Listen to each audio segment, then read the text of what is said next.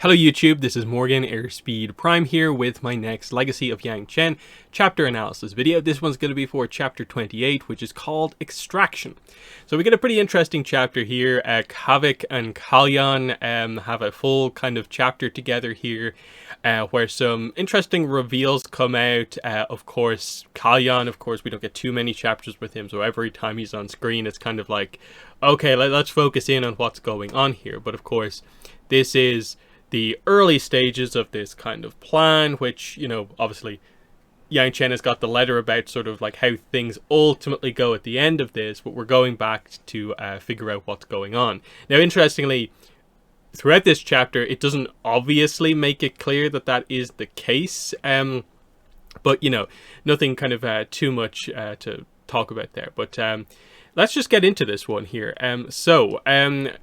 Kavik, of course, is going to a meeting with Kalyan, because of course they had the scene from before where, you know, Kalyan told Yangchen to back off, and so the idea obviously is that he wants Kavik freed from Yangchen so he can take him away and, you know, reunite their family, because Kalyan, surprisingly, does actually truly care about his family and has done a lot of what he's done because of family. He cares about Kavik even if he treats him terribly, like he's always stepping in to save him. He doesn't want his brother dead or hurt, but he also doesn't treat him very well. And it's an interesting idea that it's just this almost like imperative thing because of Water Tribe family closeness that he feels he has to do this, even if his life has taken him down this completely other road where this feels almost like contradictory to all other aspects of his character. But the idea is, you know, how would they to arrange this kind of secret meeting? Trust me, I'll be able to find you. So the idea is that, you know, Kavik just walks out, basically sits on a bench and just kind of acts like he's like asleep for a while, and eventually Kalyan sits down next to him. And like immediately it's the idea. He dominates the kind of conversation, the scenes, always getting the edge over Kavik. Their first discussion is actually about, you know, hey, you were asleep, you know, you look like you haven't been sleeping. And Kavik says, and you can rest easy after what you've done, the nightmares you've been party to. Of course, referring to the Unanimity Island and the training and stuff like that, what they saw.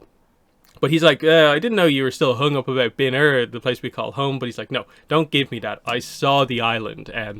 I saw what you and Chaisi did to those people. Kalyan just kind of points out that, like, yeah, you just confronting me with the fact that you know this doesn't mean I'm going to just, like, reveal everything to you. You know, you should really kind of catch up with this. But then Kavik notes that, like, he still continues to talk and basically reveals a little bit. But like always, Kalyan kept talking and ruined it out of sloppiness, superiority, both. What I can say is that it is extremely difficult to gather a large number of folks in a secluded area for an extended period of time in secret without compensating them adequately. Perhaps these people you're so upset on behalf of made the choice to do whatever it is out of their own free will and received fair payment in return.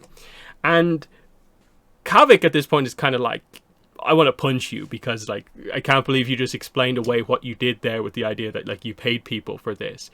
And it's at this point, like, Kavik is in his head, like, he even says here, in his mind, he saw the chair with the straps, that horrible chair the Avatar had buried deep within the earth. And it's kind of like, I get what they're going for. It's on a very basic level, it's just, they saw an island where bad stuff happened and they're talking about that. But the wording, it feels like, are you alluding to more or not? Because like Kalyan specifically says, like, their own free will. How much did they actually pay people versus not? Because there was a sense of like them everyone being disposable effectively. And then Kavik specifically noting the chair, which of course is part of the brainwashing thing basically. So, and then because we don't really know if Kavik knew it was a brainwashing chair, what's being said here, what's not being said here. Again, it's a minor point, but it's not clear what you're actually saying. You're alluding to so much without actually saying anything, and it just gets to be a little bit frustrating. So yeah, Kalyan's like, what's gotten into you? You never used to be this jumpy. Maybe it's because I found out I was related to a monster. Kalyan says, my boss doesn't tell me everything about her operations. It's called compartmentalization of information, a practice you and the Avatar should have kept. He notes that's how the White Lotus operates as well. And at this point he just says, we're going to burn you.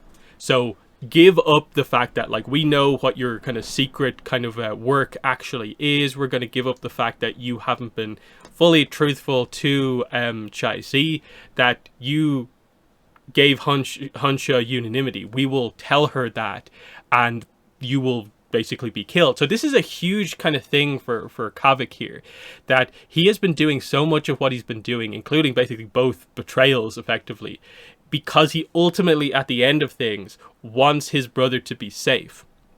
And here he has finally kind of reached the point where he's like, no, we have to burn you. If this is how it has to work, we're going to do that. And so the question here is, of course, can Kavik fully go through with the consequences of this and what will actually happen? Because if they burn Kalyan to Chai-Si, Chai-Si's response, as they know, is to be exceptionally brutal. This will be a painful and tragic end to Kalyan if she finds out about this betrayal. And that's the kind of big point in all of this. We've kind of been wondering, like, what exactly has gone on here, that, like, Kalyan is working for Chai-Si, and it seems like he has managed to keep his initial betrayal to Honsha secret and is now fully kind of switched over to supporting her. But is that the truth of the situation? That's what we're kind of trying to get into here. And that's the idea of, like, he basically points out, if you tell us where Thapa is, your secret will stay safe. Kalyan tries to kind of squirm his way out of it by saying, you work for the Avatar. Does the Avatar agree with this? Does the Avatar agree with the idea that you going through with this will basically result in my death, in my painful death? She doesn't care. Kalyan says, I don't believe you. She's the Avatar, air nomad principles. This feels like something that is off limits to her. But Kavik's response, of course, is she doesn't care. You and Chai-Si have cost her more than you'll ever know, and she wants to see you bleed. But the big question is up next. Do you? That's the real question. Do you want to see me suffer? And the idea is that, like, you are going to have to present information directly to Chai-Si. You're, like, in a way, he's going to have to quote unquote burn himself, like, because Chai-Si kind of knows he's Master Leo when this reveal would happen. That's what's going to have to happen here. And the question comes up here. Look me in the eye and tell me you'd be fine selling me out. Tell me you'd be able to live with yourself, knowing you were responsible for the ultimate untimely end of your own flesh and blood. And Kavik actually commits to it here. He doesn't, like, I think in previous scenes he probably would have backed down at this point, but he's like, no, I'd be fine seeing you get what you deserve. And Kalyan is, like, staring him right in the eye. Like, there's a bit of a kind of Yangchen lie detector style thing going on here. And Kalyan's like, blow me out to sea. You'd really do it, wouldn't you? Not because you want to, but because the Avatar wills it so. She's convinced you your purity is at stake, and that it doesn't matter to her if the decision would haunt you for the rest of your life. And we kind of leave it at that, because we kind of switch things up at this point to kind of talking like about things in a different direction. Like, Kavik doesn't directly respond to that, but I think we've seen that, like, obviously from a chapter or two ago, Kavik has made the decision, like, I'm going to have to make my own sacrifice, and this seems to be it, and that is finally deciding that, like, I need to stop protecting my brother, given what he's involved in, and, like, his connection to Chai-Si. I need to stop doing everything just solely to protect him. And Kalyan says, do you know what you haven't caught up to me yet? It's because you're incapable of making decisions of your own free will.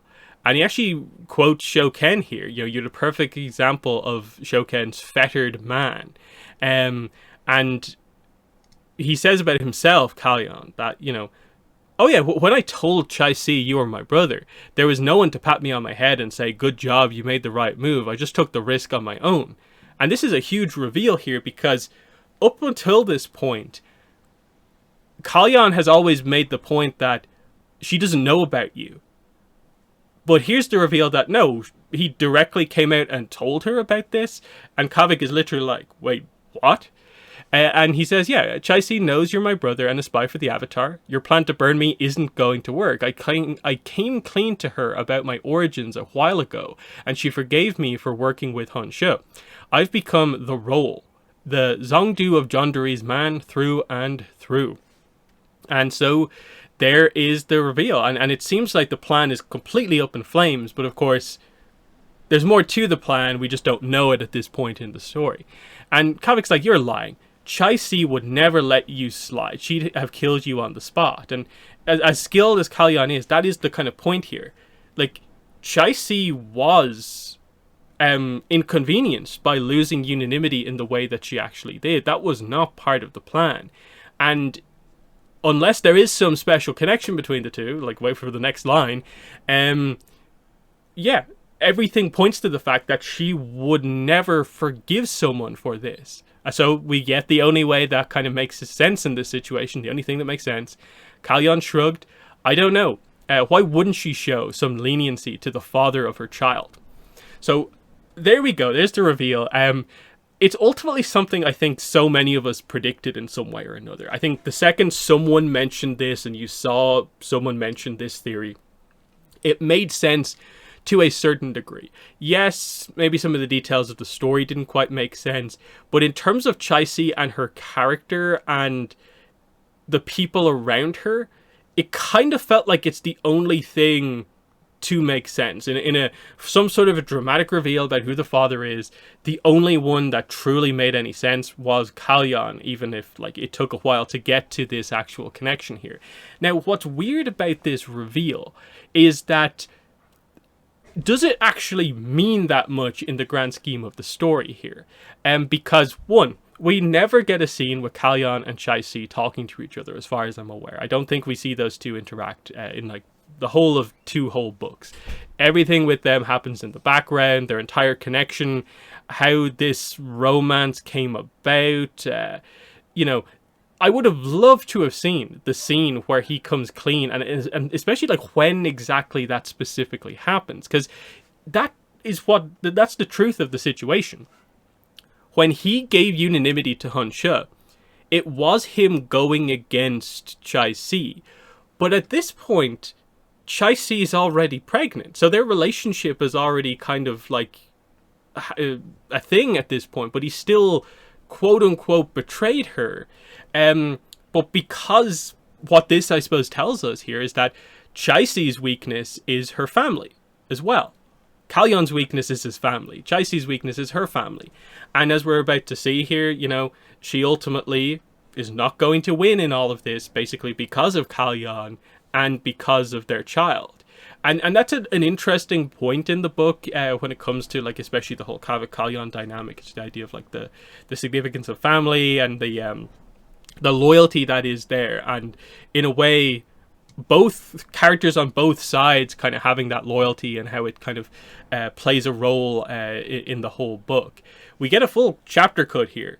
And then we jump in with, like, the next thing of, like, everything I do for family. And this is kind of the truth about it. It's like, oh yeah, I'm going to protect you, but I also have, like, two other people to protect as well, is sort of Kalyan's idea. And Kalyan just kind of goes along with it. It's just like, oh yeah, sorry, yeah, you're no longer the baby of the family, but you're an uncle now. That's cool. So yeah, you can't burn me. Like, you've no fuel for your fire. So what happens next? And he does say, like, to this, he whispers into Kavik's ear, Chai-Si's not the heartless person you think she is. She accepts wayward brothers-in-law and wants us to be together. You're going to come with me right now. We're going to leave Taku. We'll figure out a way to collect our parents, and then all of us are going to live out the rest of our days happy and free, completely untouchable to the rest of the world. And that's the whole point here. That's kind of the Zongdu dream. It's effectively going to be what we get revealed. I think it's the next chapter that Chai-Si will reveal kind of what her plan is, what she truly wants. And it's not as grand as you think. And in a way, this is Kalyan telling you his view on it, kind of from his perspective. And that is just that he just wants this free, perfect life with his own family, with Chai-Si and his family, with regards to his brother and his parents, to all just be together, everyone's safe, and untouchable, unable to be affected by the other world leaders, because that's the whole idea here. Kavik, of course, points out that like you've gone mad, like you completely lost it, because it is this kind of like it's a reasonable kind of like dream, ultimate goal, but it's almost like, wait, everything you've done is like literally like just for that, like that's all the ambition that really is there, is just to like achieve this, and you literally think it is as simple as like you know, we'll all just live together. And it's the big problem in all of this is that like there's a huge rift between the two brothers. Like the idea that Kalyan just expects things to be normal, and that like Kavik can be part of this kind of happy family given what he knows.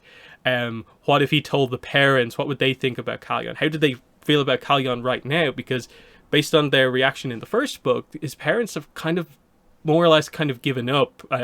In a way, they, before Kavik did, kind of came to the understanding to a degree about what happened. The errand running life like took one of their sons away. They didn't want to lose another one to that. That's the kind of whole idea. But this is what Kalyan says. "Nah, I just have faith in the woman I love. She'll be handling your boss shortly." And that's obviously referencing the idea that the meeting from like the previous chapter is going to happen in the future. It's not that it's happening like right now, and highlighting that things are a little bit out of order here.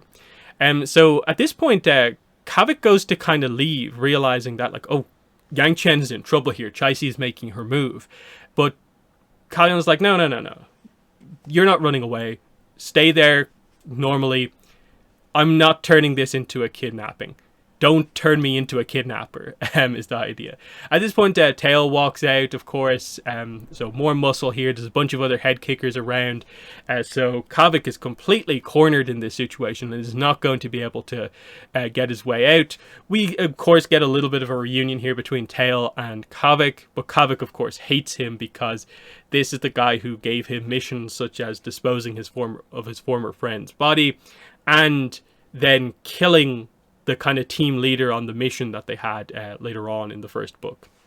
So he doesn't like this guy. He represents kind of like the worst of the errand runners in a way, and that's exactly what Kavik kind of doesn't want to be. Of course, he doesn't want to go with them, so he's basically like, "You're like, I'm a prisoner here. That's what's happening here." And Kalyan's just like, "Prisoner's a relative term.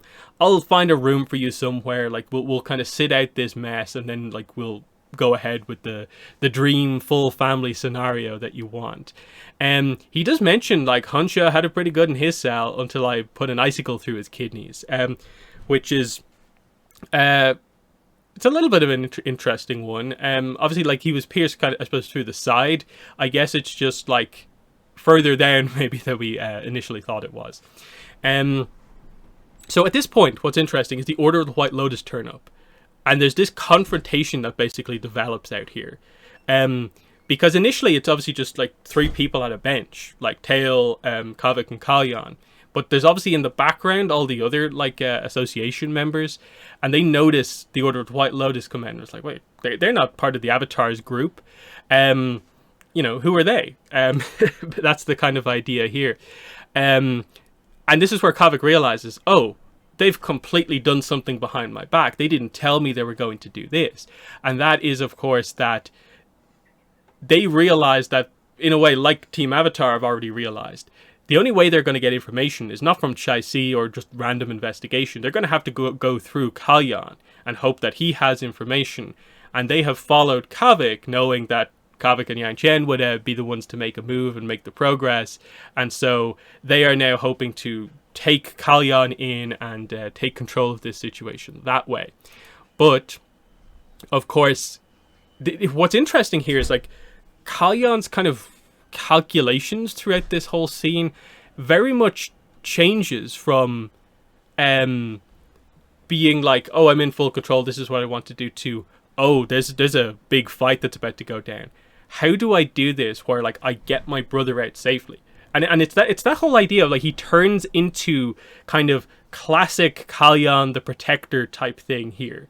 So it is this kind of weird thing where like he is otherwise like he just doesn't seem to get that he treats Kavik so badly, but like he protects him in all of these situations. There's a few interesting details that get brought up here, like, do these people know that Feishan's in Taku? Yes, they do. Can they be discreet? They can. But basically what happens here is just the association members kind of spread out, the Order of the White Lotus spread out, and it's this like giant fight that's about to happen in the street here. While of course Kalyan is only focused on getting like Kavik out of the situation, you know, like keep your head down. While they're in the middle of like two groups of like killers basically about to go at each other. And the setup here is really cool because it mentions here, the association men fanned out, pairing off with an opposite number in the White Lotus. With exaggerated motions, Tail twirled his finger in the air and then pressed it to his lips. Do nodded and flicked his hand toward the ground. A thin dagger of fire shot out of his wrist. And they just describe here that like Do's like fighting style is a little bit different than your typical firebender. They mention that he uses the heel of his hand as the source of his flame rather than the typical ice pick grip, which I believe is just the idea of like this, the fist is the ice pick grip in terms of like fire punches and stuff like that, whereas the idea with Do is that he's doing something more like this, where it's coming out of here rather than like out of the fist. Now he might be doing like maybe something like this, but the idea is just that he does this because it allowed for a more forceful thrust, a deeper cooking of the victim's internal organs, which is like, oh, I didn't know that about like the specific kind of hand styles in a way of firebending, which is kind of interesting. So that's somewhat interesting to know. Knives dropped out of sleeves, earthbenders on either side pulled up sharp slivers of paved stone from the ground, waterbenders drew liquid blades and garrots from hidden pouches, and it's just this standoff, and then the movement starts. And it's going to be a bloodbath here, because everyone is prepared to kill, is the idea in this situation. So, you know, fascinating how things have turned around here. With the White Lotus actually deciding to make a move, not in secret. Like, they're just out in the open in the streets here. But yeah, fascinating scene here because it's Kavik Kalyan, always an interesting one here. And I like that we see Kavik standing his ground for once here against his brother. He seems to have made the decision that, like, I am not going to, like, kind of help you in the way I've been helping you up to now. I can't betray people because of you anymore. Like, they are the decisions that he has made. And that's good. I think for the character, like, it is important that he has done this, even though it's obviously hard, because they're pointing out, in a way, the significance of family to so many of these people. And the idea is that for Kavik, who has put himself in such a bad situation because, effectively, of protecting family, for him to go against that is a hugely notable thing, especially considering Kalyan throughout this whole thing is doing everything for his family, including Kavik, including a Kavik who now would sell him out. And that makes Kalyan, like, all the more interesting, that he is just very driven by protection of family. And obviously the big reveal that now includes Chai-Si and the child, of course, from the first chapter. The issue with this is, like I say, like, by the end of the book, they don't have scenes together. Kalyan is only in another couple of chapters, and he serves his role to kind of give up information that ultimately wins the day for the team. And that's really it. Like, in so many ways, like, we are looking at the final scenes of Kavik and Kalyan together, and, like, is it as satisfying as you want? And in so many ways, that's why what's significant about this is, like, this is kind of the big moment. It's not that we're waiting for a scene down the line where Kavik is going to further show his opposition to his brother. There's more to it to a degree, but, like, no, what's happening here is, like, it. Because of the weird structure, in a way, of the book, like, these are your kind of quote-unquote character finale scenes that are happening here. Like, we're in the end game already, even though there's still quite a bit of the book left. So yeah, just Kavik's willingness in all of this to make this happen. Also sort of seeing that, like, the goal, at least from Kalyan here, is just this, you know, relatively simple thing. It is effectively Hansha's goal. just like thought out a little bit better. Like, we are actually going to cleverly plan out how to achieve this, and not just like what the role of Zongdu gets this by default. No, like they're actually doing the kind of diligence here to make this actually work. But it's like, it includes his parents, it includes Kavik, despite how he has kind of turned them against him in a way. And it's interesting that he still focuses on that and just seems kind of almost blind to what his actual relationship with these characters is at this point. But that just what makes Kalyan a very, very interesting character. And yeah, the setup for the fight is pretty cool. So yeah, there's my thoughts on this chapter. So in the comments, let me know what your thoughts are on this one. But that's been the video. Thanks for watching, and bye.